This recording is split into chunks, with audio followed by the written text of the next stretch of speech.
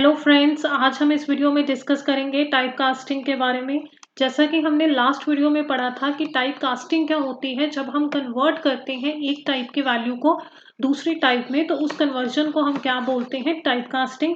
और ये हम दो तरह से परफॉर्म करवा सकते हैं। एक होती है इम्प्लिसिट टाइप कन्वर्जन और दूसरी है explicit type conversion. Implicit type conversion जो पाइथन ऑटोमेटिकली परफॉर्म करता है। एक्सप्लिसिट टाइप कन्वर्जन में हमारे पास वेरियस इनबिल्ट फंक्शंस होते हैं जिसके थ्रू हम टाइप कास्टिंग को परफॉर्म करवा सकते हैं। ये हमारे पास कुछ फंक्शंस हैं जिसके बारे में हमने लास्ट वीडियो में डिस्कस करा था, और दो फंक्शंस उसमें से इंट और फ्लोट हमने कवर कर लिए थे।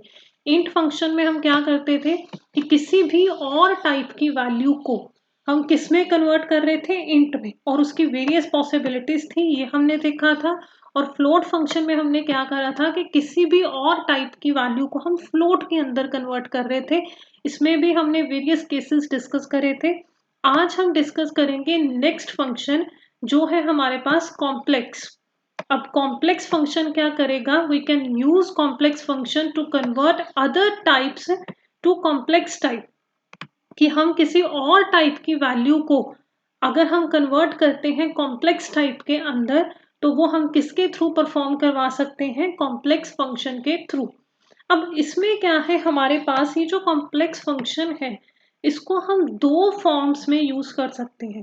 फर्स्ट फॉर्म है जिसमें हम क्या करेंगे, कॉम्प्लेक्स और ब्रैकेट में फंक्शन में हम पास करेंगे एक सिंगल वैल्यू, और वो जो सिंगल वैल्यू होगी कॉम्प्लेक्स नंबर के अंदर वो क्या बनेगी, रियल पार्ट। कॉम्प्लेक्स नंबर हमने देखा था कि किस फॉर्म का होता है, ये हमने डेटा टाइप्स में कवर करा था, जैसे a प्लस बी जे, जिसमें a हमारे पास क्या होता है, रियल पार्ट, और b क्या होता है, इमेजिनरी पार्ट, और j की हमने वैल्यू पढ़ी थी, j square is equals to -1।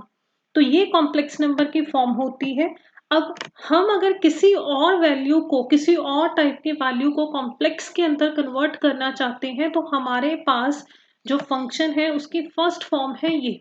और इसमें जो हम वैल्यू पास करेंगे, देखो इसमें सिर्फ हम सिंगल वैल्यू पास करेंगे, और वो जो सिंगल वैल्यू है वो क्या बनेगी, रियल पार्ट बनेगी। तो इमेजिनरी पार्ट क्या होगा हमारे पास इस केस में, जीरो। इमेजिनरी तो हमने दिया ही नहीं है, हमने सिर्फ एक वैल्यू पास करी है, और वो वैल्यू सेट होगी एज अ रियल पार्ट। एक इसकी एग्जांपल करके देखते हैं। मैंने लिखा कॉम्प्लेक्स और इसमें एक सिंगल वैल्यू पास करी। अब हम किसी भी टाइप की वैल्यू को किस में कन्वर्ट करना चाहते हैं, कॉम्प्लेक्स में। सबसे पहले हम ले लेते हैं इंटीजर। तो मैंने लिया इंट की वैल्यू ली मैंने, और सिर्फ एक सिंगल वैल्यू पास करी, सपोज 10 ले ली मैंने। तो ये देखो, ये हमारे पास क्या आया, एक कॉम्प्लेक्स नंबर जिसमें रियल पार्ट क्या है, 10 है, और इमेजिनरी पार्ट उसने क्या एज्यूम करा है, 0।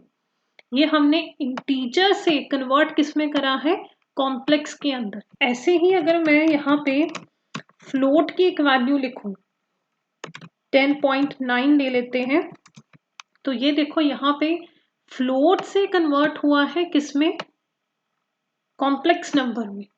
तो ये इंटीजर से कॉम्प्लेक्स में कन्वर्जन हो गई, ये फ्लोट से कॉम्प्लेक्स के अंदर कन्वर्जन हो गई।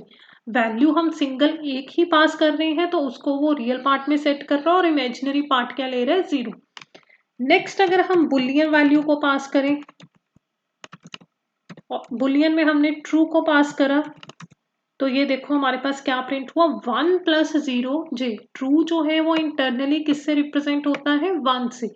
1 प्लस इमेजिनरी पार्ट क्या आया, 0। अगर मैं यहाँ पे लिखूं कॉम्प्लेक्स फॉल्स, बुलियन वैल्यू मैंने ली फॉल्स, पहले ट्रू ली है और दूसरी टाइम मैंने क्या लिया है, फॉल्स। यहाँ पे देखो क्या प्रिंट हुआ है, 0 जे, क्योंकि यहाँ पे आपने फॉल्स लिया है, तो 0 प्लस 0 जे, फॉल्स आपने लिया है तो रियल पार्ट क्या आना था, 0। फॉल्स जो है वो इंटरनली कैसे रिप्रेजेंट होता है, 0 से। आप यहाँ पे जो भी वैल्यू दे रहे हो किस में सेट हो रही है, रियल पार्ट में। तो यहाँ पे जो प्रिंट होना था 0 प्लस 0 जे, तो उसने क्या लिखा है, उसको 0 जे में ही प्रिंट करा है। और ऐसे ही अगर हम स्ट्रिंग ले लें, अब स्ट्रिंग जो है, सपोज मैंने स्ट्रिंग के अंदर एक इंट वैल्यू ली है, ये है हमारे पास स्ट्रिंग, उसके अंदर एक इंट वैल्यू ली है तो उसको वो कन्वर्ट कर रहा है कॉम्प्लेक्स के अंदर। ऐसे ही अगर मैं ले लूँ यहाँ पे फ्लोट की वैल्यू, उसको भी कन्वर्ट कर रहा है 10.5 प्लस 0j। अगर मैं यहाँ पे लूँ स्ट्रिंग कैरेक्टर्स में, स्ट्रिंग को मैं कैरेक्टर्स में ले रही हूँ, सपोज मैंने यहाँ पे लिखा 5, तो ये देखो इस केस में एरर दे रहा है। एरर क्या दे रहा है? वैल्यू एरर दे रहा है। Complex argument is a malformed string.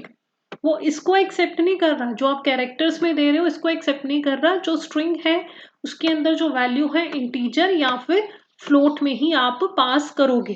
और ये भी कंडीशन है इसमें कि जो आप इंटीजर में वैल्यू पास करोगे वो बेस 10 में होनी चाहिए, डेसिमल में होनी चाहिए। अगर मैं यहाँ पे लिख दूं, सपोज मैंने वैल्यू पास करी बाइनरी में। अब बाइनरी की वैल्यू स्टार्ट होती है 0B से, और डिजिट्स कौन से अलाउड है? 1 और 0। ये मैंने वैल्यू पास करी। यहाँ पे ये देखो स्ट्रिंग के अंदर मैंने कौन सी वैल्यू पास करी? बाइनरी। यहाँ पे भी देखो क्या दे रहा है? Value error.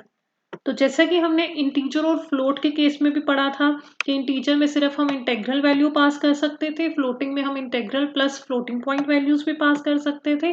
अब कॉम्प्लेक्स के केस में भी क्या है कि अगर आप स्ट्रिंग यूज करते हो तो वहां पे जो वैल्यू है इंट की या फिर फ्लोट की वो एक्सेप्ट कर रहा है। और अगर इंटीजर की वैल्यू है तो बेस क्या होना चाहिए? डेसिमल 10 बेस में एक्सेप्ट करेगा।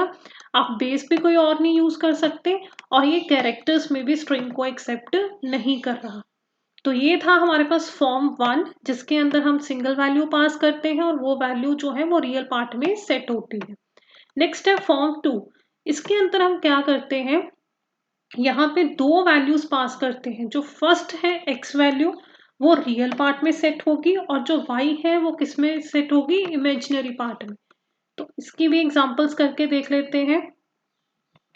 पहले हम कन्वर्ट कर लेते हैं इंटीजर से। सबसे पहले मैंने इंटीजर को कन्वर्ट करा किसमें? कॉम्प्लेक्स में। तो दोनों ही हम इंटीजर्स में रख लेते हैं वैल्यूज। तो ये देखो हमारे पास नंबर आ गया 10 प्लस 20j। नेक्स्ट हमारे पास है, अब हम फ्लोट में ले लेते हैं, सपोज 19.6 और 67.9। तो ये भी हमारा नंबर जो है कॉम्प्लेक्स में प्रिंट हो रहा है 19.6 प्लस 67.9j। अब अगर हम यहाँ पे ले लें बुलियन में, यहाँ पे मैंने लिख लिया ट्रू और सेकंड आर्ग्यूमेंट मैंने पास कर दिया फॉल्स। तो ये देखो 1 प्लस 0j, जो रियल में था वो ट्रू था। तो ट्रू जो है इंटरनली क्या होता है? 1, और फॉल्स जो है वो क्या होता है हमारे पास? 0। अब स्ट्रिंग ले लें, सपोज मैंने स्ट्रिंग लिया। अब स्ट्रिंग में वो कौन से एक्सेप्ट कर रहा था? या तो इंटीजर का नंबर हो या फिर फ्लोट का। पहले में मैंने 10 सेट कर दिया, दूसरे में 30। ये देखो यहाँ पे फिर से क्या दे रहा है? एरर दे रहा है। एरर क्या दे रहा है? Type error. Complex can't take second argument if first is a string. अगर जो हमारे पास फर्स्ट आर्ग्यूमेंट आप स्ट्रिंग ले रहे हो तो वो सेकंड आर्ग्यूमेंट को एक्सेप्ट नहीं करेगा। अगर फर्स्ट में स्ट्रिंग है तो सेकंड को एक्सेप्ट नहीं करेगा। आप चाहे ऐसे करके देख लो इसको। यहाँ पे मैंने देखो फर्स्ट आर्ग्यूमेंट लिया स्ट्रिंग में और सेकंड स्ट्रिंग नहीं है, सिंपल इंटीजर में है, तो भी यही एरर आ रहा है। तो अगर आप ऐसे स्ट्रिंग में पास करते हो तो एक ही आर्ग्यूमेंट एक्सेप्ट कर रहा है, वो सेकंड को नहीं एक्सेप्ट कर रहा। तो ये था कुछ कॉम्प्लेक्स फंक्शन के बारे में। अब हमारे दो फंक्शंस जो हैं वो अभी हमारे रहते हैं, जिसमें बुलियन है और स्ट्रिंग है, वो हम डिस्कस करेंगे नेक्स्ट वीडियो में। Thank you.